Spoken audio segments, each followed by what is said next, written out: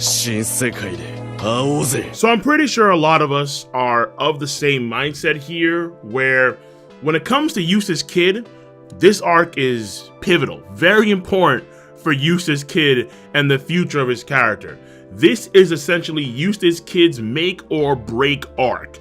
If it's not going to happen here in Wano, it's probably not going to happen anytime soon.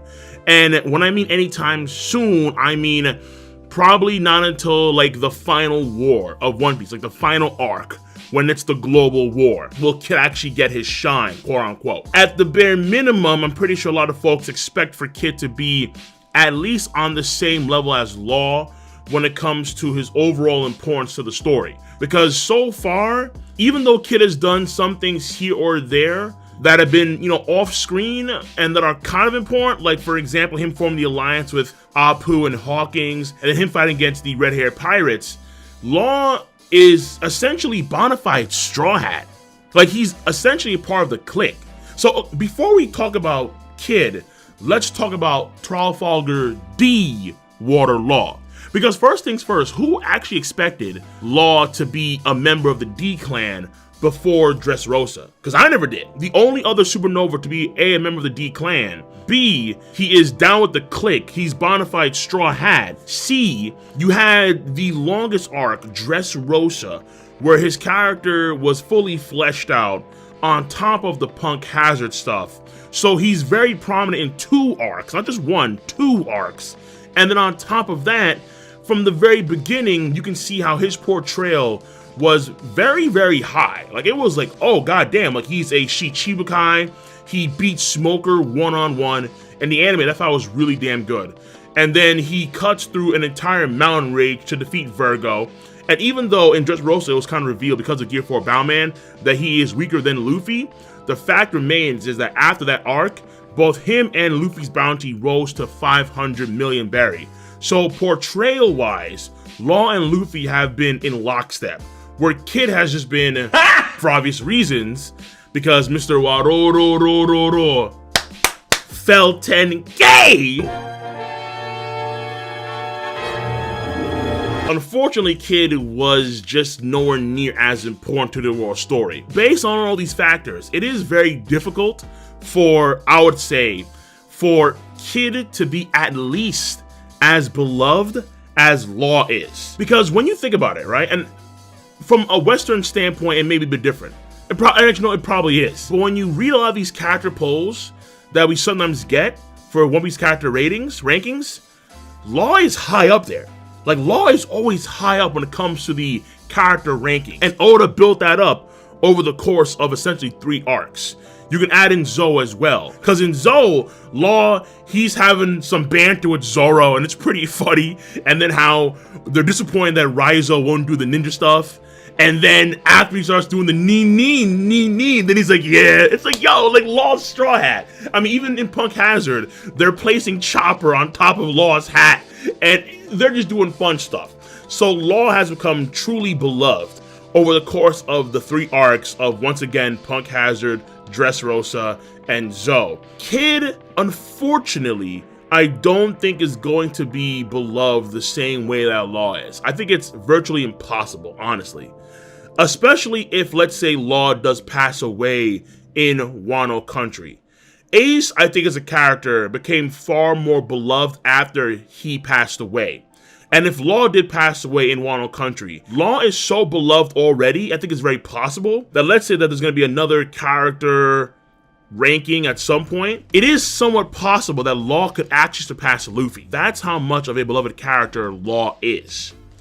But at the bare minimum, we can expect things for Kid in terms of, 1, character, just overall fleshing out of his character. Number 2 would be his combat abilities power. And then number 3, potentially the race for the One Piece treasure itself. Now, the first thing I want to talk about is power. A lot of folks expect Kid to be at least as strong as Luffy, if not stronger than Luffy. And in the latest chapter of One Piece, chapter 975, we see Luffy, Kid, and Law team up against one of the giant galleon ships that they're facing down. And Luffy goes into Bound Man. And then Kid does this thing called Punk Ryan, where both of his arms kind of turn metallic. And then Law does Room. So after that, a lot of folks have been, I think, jumping the gun, very giddy, like, yeah, hell yeah, woo, Punk Ryan on the same level as Bellman. Would we say the same thing for Room? Just basic old Room. Is that on the level of Gear 4 Bowman? Now granted, other things like him compete with Luffy when it came to carrying the blocks in the prisoner mines, eating the dango the same way Luffy does, and then also like shrinking down and compressing and transforming like Luffy did after they ate the dango. There are a lot of similarities between Luffy and Kid, and that is very, very obvious. However, at the end of the day, I'm of the mindset more so that Kid is more around Law's level rather than Luffy's level. So, and of course I could be wrong on this one, but I would say that Luffy's probably a full tier above Kid. Because remember, a lot of folks forget, or maybe you weren't around back then, but when Law was first introduced into the post-time skip, Law was coming off the gate hot. No one really expected a gap of power to exist between Luffy and Law, because Law not only was a Shichibukai from the very beginning, but then also defeated Smoker one-on-one, like a clean one-on-one fight. And then after all of that, he cuts through Virgo in that gigantic multi-mountain rage cut. So back then, Law and Luffy, they were in like the same tier, they were in the same bracket. Well then Gear 4 Bound Man changes that. So even though we've seen Kid compete with Luffy in Wano Country in many respects, that is very similar, I would argue, to what we get with Law. Based on Punk Hazard, if Luffy and Law fought, that would have been like an extreme difficulty fight for Luffy to actually beat Law, because Law was that impressive, honestly. And I think Kid is kind of the same way, where yes, he's probably impressive, but because of Gear 4 and because Luffy has always been training, we see how his observation hockey improves over Whole Cake Island, and now we see his arm hockey improving as well. I think that just definitively so, Luffy's gonna be proven to be just a tier above the rest of the pack. I honestly believe that. And then on top of that, there's also the training. A lot of folks want to disregard the training that Luffy went through for some weird reason because hockey blooms. But again, hockey's only one pool of power. There are other pools of power that exist in the world of One Piece, number one. And then number two, because he learned Bound Man during that 2-year time skip, he was then always a tier above Law. Because Bound Man could completely trounce Dofi, where Dofi coasted Law on several fronts. I think that the same thing is going to apply with Kid as well. So even though Kid has gained a lot of power through his struggles in the new world, like taking on the Red Air Pirates, losing an arm, but still improving his abilities through trial and tribulation, I've always had the mindset that back in the pre-time skip, Luffy, Law, and Kid were relatively equal. And I never put Kid above Luffy because of Shaki's words, saying how, well, Kid has this high of a bounty because he commits atrocities against civilians. So because he does that, his bounty's higher than yours. But after the time skip, if Luffy is going to be ahead of Law by a tier in my mind, then Kid by default is also in the same camp. It is what is there. Now, when it comes to character, Law has had, again, a tremendous amount of time to have his character fully fleshed out. And he is a part of probably one of the best flashbacks in One Piece, the Corazon flashback. And then once again, he's also a member of the D clan, which does matter tremendously. The fact that you have Tenryubito in Doflamingo, Law, a D clan member, the will of D is going to create a storm once again. That was very well played out in Dressrosa. Very well done. Because there are so many major players in Wano Country, I'm not too sure if Oda is going to have enough time to fully flesh out Kid's character, at least in the same capacity as Law's character. And then on top of that, knowing that Oda has, once again, a 5-year time window to end the story. So I'm not too sure within Wano he can get that treatment, at least equal to a Law guy in either Punk Hazard or in Dressrosa. And then on top of that, again, I can see Law's character continue to grow in some respects and be even more beloved in pivotal moments in Wano Country. Now, outside of Wano Country, Kid is a bit different than Law because Kid, he's not going to be like an honorary Straw Hat. At least one would hope, because Kid's character doesn't seem to be like Law's character, where Law kind of got sucked into the Straw Hat pace. Like after Punk Hazard, Beppo and the boys, they weren't there, so he had to roll the Straw Hat crew. And then when it's like, yo, who wants some food? And then Law gets sucked in, wait, I don't want any bread. It's like, he got sucked in. So Law again is honorary Straw Hat, whereas Kid, he rolls on his own, he does his own thing, which is fine, but then that means that we're probably not gonna focus on Kid so much outside of Wano, unless Kid happens to be with us come like the next arc, whether it's gonna be Elbaf, saving Sabo, Fishman Island Part 2, whatever the hell's gonna happen after Wano Country. Unless Kid just so happens to be coming with us or is going to the same location, I don't see how we're gonna be spending a lot of time outside of Wano with Kid until like the final war. So when it comes to, let's say, a Eustass Kid flashback or major character moments and so on and so forth, if it's not gonna be done in Wano, I don't know. Like, there are options, I suppose. But wait! And for this addendum to the video, the example I'm gonna be using here is Red Hair Shanks, because we do know that Luffy has every intention of defeating all of the Yonko. That's what we got when Luffy and Law were talking about teaming up against the Yonko, because Luffy states, well, I want to take them all on. And Luffy, of course, has that tremendous history with Shanks. And on the flip side, Kid lost his arm because of the Red Hair Pirates. And those details we don't know about, and we make those details in full during Wano Country, or potentially even after Wano Country, after it's all said and done with Kaido. So, if, let's say, Blackbeard does not kill Shanks, and Luffy does, or he has a chance to meet Shanks, Kid could be involved in some way, shape, or form. Maybe, actually, maybe, big maybe, it's not just Blackbeard, but also Kid plays a role in Shanks' death as well. Maybe. That's a huge maybe on my part. So once again, if Oda is actually serious about Kid, then through these means, with a connection to Luffy, Shanks, and then potentially Blackbeard as either adversary or ally, whatever Oda wants to do, there are some avenues outside of Wano where Kid's character can grow. There's more! But again, 5 years to finish the story, Kid doesn't roll the same way Law does. Kid probably won't be an honorary Straw Hat.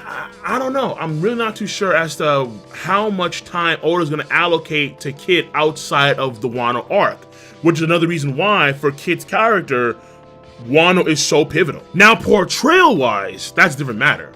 Portrayal-wise, Oda could easily do that in Wano Country and have that be very substantial throughout the rest of the story, honestly.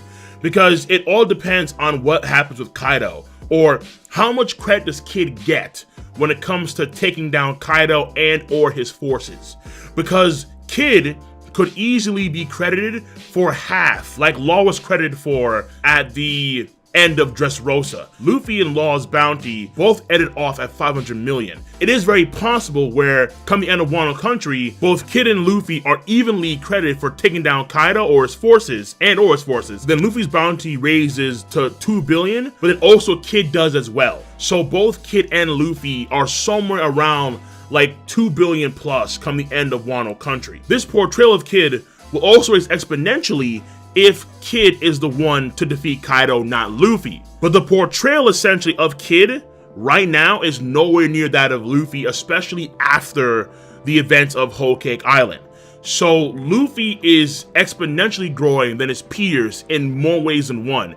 In both power and in portrayal, Eustass Kid could see exponential growth in power and portrayal during and the end of Wano Country. And then outside of Wano, this is where we have the potential race for the One Piece, where let's say Kid, he's not honorary Straw Hat, but he's also making a tremendous amount of gains across the New World, gaining a lot of territory across the New World, and he seems to be in a genuine race with Luffy to get the One Piece. I don't see Law being that way, because I think Law, again, he's like honorary Straw Hat, even though a lot of folks do expect Law to betray Luffy, so that could happen, fair enough, fine.